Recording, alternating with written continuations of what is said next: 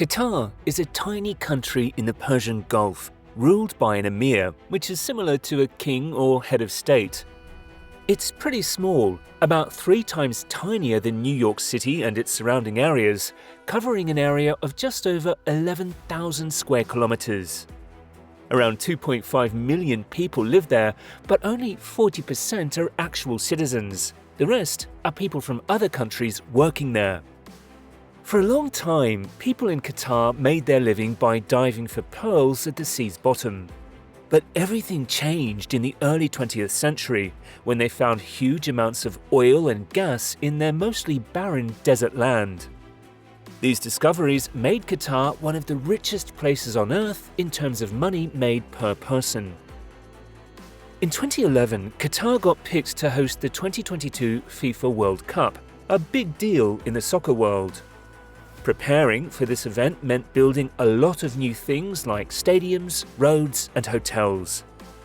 They built 8 stadiums that can hold between 25,000 and 40,000 fans and spent about $6.5 billion on these stadiums.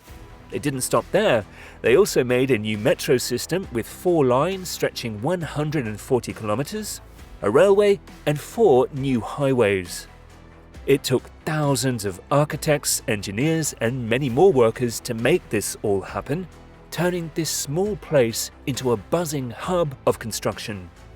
One big problem was how to move people easily between Doha, the capital, and Lusail City, where the World Cup final was held.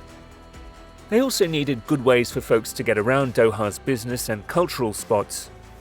Most of Qatar's cities are close together on the west side of the Qatar Peninsula near Doha Bay and the Persian Gulf, and they often blend into each other. Cities like Doha, Al-Waqra, Lusail, and Salal are examples.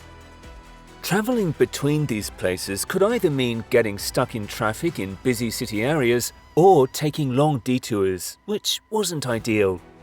Building a bridge or dam wasn't a great option either because it would block big ships carrying oil and gas from getting to the ports.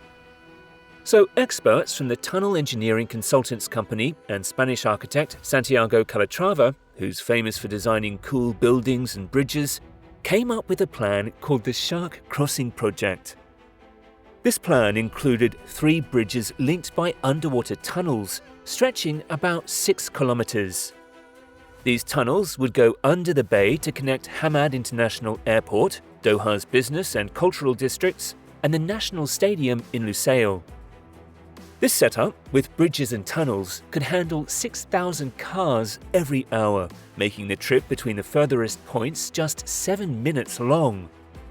The whole structure would be 12 kilometers long. The underwater part includes 2 main tunnels, one 2,800 meters long, and the other 3,100 meters, linked to the bridges by 3 more tunnels ranging from 950 to 1,250 meters. This solution aimed to make traveling around the area much easier and quicker. The Shark Crossing project includes underwater tunnels made of 25 big concrete pieces that are made on land first. This way, building them is quicker and more efficient. But Shark Crossing is more than just a way to get around. It's also a place for fun and relaxation. There will be paths to walk on, parks and restaurants where you can look at amazing views of the city. Plus, there's a cable car that goes up 125 meters high, giving you a fantastic view from above. The entrance to these tunnels will look like little islands, complete with places to chill out and docks, making it feel like you're at the beach. The design, inspired by flying fish, is so cool, and it's expected to draw tourists from all over, especially as Qatar's population grows and people need good roads to move around easily. Building this grand structure is estimated to cost $12 billion. The Floor Corporation is in charge of managing the project, which is a big task worth $3.75 billion. To make this happen, they'll need about 58,000 cubic meters of concrete and 5,500 tons of steel. The plan was to start building in 2015 and finish by 2021, but the cost looked like it might go 40% over the budget they initially calculated. Also, when oil prices went down, they decided to delay the start of construction until January 2015. After a blockade by neighboring countries in 2017, Qatar faced economic challenges that put the shark crossing project on hold, making its future uncertain. Many experts started to doubt if the ambitious project would ever come to life. With the transportation issues the project aims to solve still looming, new solutions had to be considered, raising questions about whether the project would remain just a concept. Despite these challenges, in 2019, Qatar's government announced that work on shark crossing would resume, aiming to finish it by the World Cup. Unfortunately, it wasn't ready in time for the event. At a briefing led by Qatar's Prime Minister and Interior Minister, a new timeline was shared, with construction kicking off in the third quarter of 2020. The project will involve both local and international companies, underlining the commitment to complete this complex endeavour. Although it requires a massive effort, the determination of Qatar's authorities to complete shark crossing is clear. They want to create a landmark that will draw and dazzle tourists from around the globe. The new completion goal is set for 2024, showcasing the country's resolve to finish what they started despite earlier delays and economic hurdles. Qatar's leadership is notably skillful in utilizing the nation's oil and gas revenue.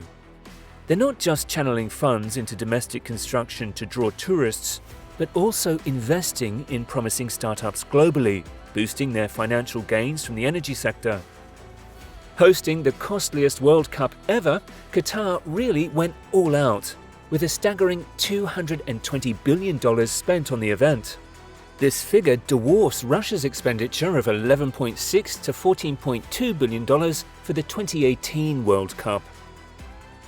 Within this enormous budget, the construction or major renovation of 8 stadiums amounted to $6.5 billion, only a fraction of the total spend. Initially, these stadium projects were expected to cost between $8 to $10 billion. The bulk of the World Cup budget was directed toward extensive infrastructure developments, all part of Qatar's National Vision 2030. Adopted in 2008, this strategic plan aims to transform Qatar into a forward-looking society that thrives sustainably by 2030. The Qatar National Vision, or QNV, is structured around 4 key pillars aimed at transforming the nation's future. Economically, Qatar plans to shift from relying mainly on natural resources to developing a knowledge-based economy. The Human Development pillar focuses on enhancing education and healthcare services, aiming to uplift the population's overall well-being. Environmentally, Qatar is keen on adopting cutting-edge technologies to minimize pollution and protect nature. Socially, the vision emphasizes preserving Qatar's cultural roots and promoting family values, alongside encouraging sports participation among its people. Hosting the World Cup wasn't just a big sports event. It was a strategic move under QNV to boost sports enthusiasm in Qatar and demonstrate the nation's progress on a global stage. So when we talk about the $220 billion spent on the World Cup, it's essential to understand that this figure includes a range of projects under the QNV, all contributing to Qatar's preparation for the event. But Qatar's spending record might soon be overshadowed by Saudi Arabia, the host for the 2034 World Cup, which is also undergoing massive development, including the construction of futuristic cities like Neom as part of its Saudi Vision 2030. What's your take on this ambitious underwater tunnel project in Qatar? Do you think such grand infrastructure projects are the way forward for these nations? Don't forget to share your thoughts in the comments, like this video, and subscribe for more insights and discussions.